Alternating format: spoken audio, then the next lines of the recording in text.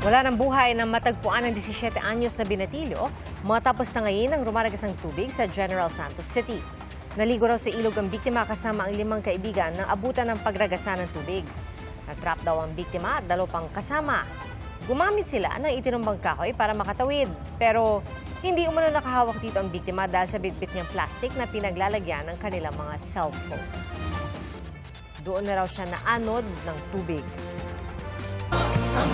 Mga kapuso, 23 araw na lang, Pasko na. At sa ika-4 na taon, muling binuksan ang Christmas by the Lake sa Taguig. Carnival ang tema ngayong taon at tampok ang iba't ibang atraksyon na ma-enjoy mapabata man o matanda. Bukas at libre ito sa publiko. Inilawan naman ang 120 talampakang Christmas tree sa Cebu City. Mahalaga raw ito para sa mga taga-Cebu lalo't pansamantalang naibsan ang kanilang mapait na karanasan, bunsod ng sunod-sunod na trahedya sa lungsod. Mas pinasiya pa ito ng isinagawang fireworks display.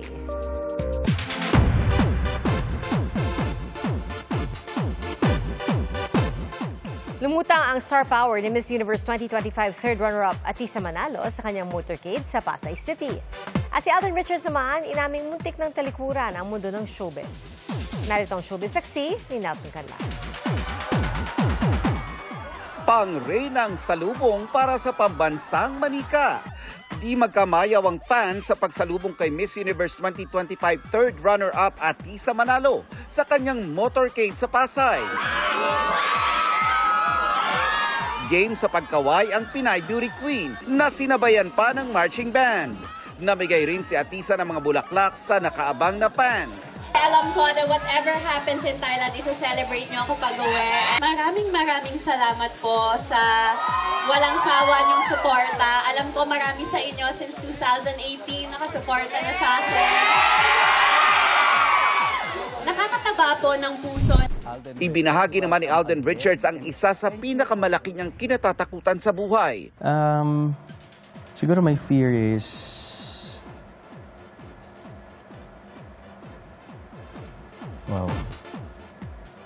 I might rode alone.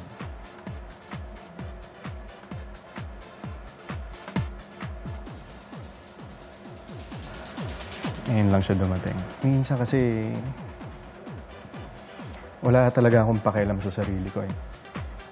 Mas, kumbaga parang, yung mga importante muna. So, yun na, parang, ngayon lang siya dumating sa akin. Just now, when I said it. That's my fear. I might grow old alone, and I don't want that to happen. Aminado si Alden na nagse-celebrate ng ika-15 taon niya sa industriya na muntik na niyang talikuran ang mundo ng showbiz. Pero hindi raw siya pinabayaan ng Diyos. Kinumpirma naman ni Carla Abellana sa GMA Integrated News na engaged na siya sa kanyang non-showbiz boyfriend. Maraming netizens ang naghinalang engaged na ang aktres matapos siyang mag-post kagabi na may singsing sa ring finger habang may kahawak kamay. Nitong Agosto naman, sinabi ni Carla na meron na siyang dinedate. Gusto rin daw niyang manatiling pribado ang kanyang love life. Para sa GMA Integrated News, ako si Nelson Canlas, ang inyong saksi. Salamat po sa inyong pagsaksi. Ako po si PR Kanghel. Para sa mas malaking misyon at sa mas malawak na paglilingkod sa bayan. Mula sa GMA Integrated News, ang News Authority ng Filipino. Hanggang bukas, sama-sama po tayong magiging saksi!